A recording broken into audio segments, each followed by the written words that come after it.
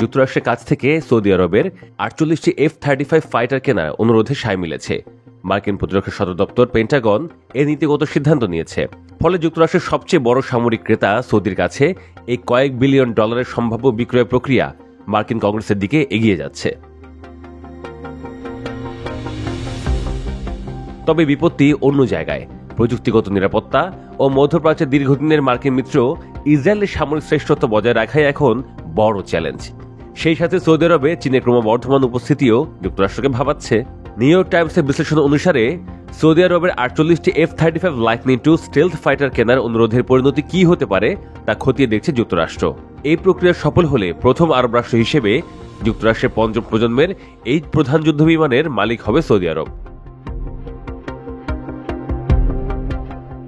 তবে সম্প্রতি পেন্টাগনের একটি গোয়েন্দা প্রতিবেদনে একটি অস্বস্তিকর পরিস্থিতি তুলে ধরা হয়েছে।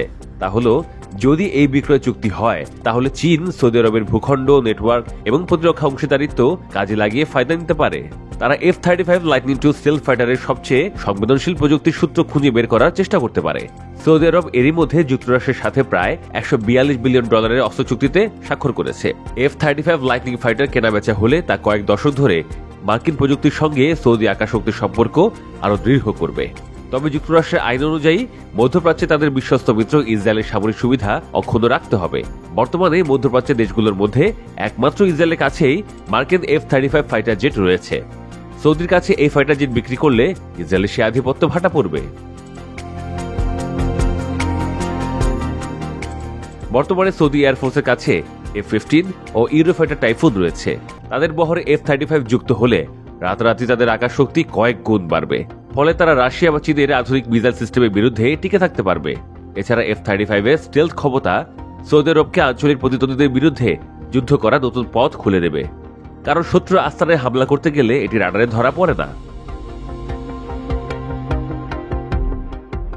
মার্কিন গোয়েন্দাদের ভয় হল, সৌদির কাছে এই F-35 ফাইটার বিক্রি করলে তাদের অন্যতম প্রতিদ্বন্দ্বী চীন ধীরে ধীরে এর প্রযুক্তি সংগ্রহ করতে পারে।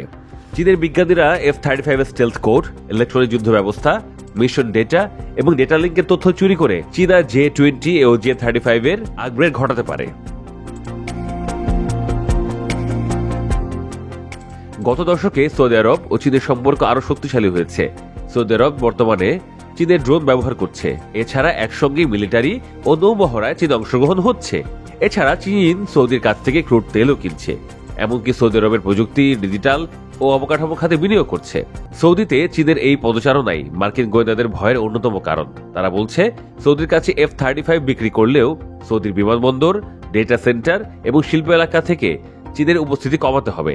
নয়তো F-35 জেটের এই যাবতীয় তথ্য চীনের হাতে চলে যাওয়ার আশঙ্কা করছে তারা। এই পরিস্থিতিতে সৌদি আরবের F-35 কেনার বিষয়টি অনিশ্চয়তার মধ্যে রয়েছে বলে মনে করছে বিশ্লেষকরা।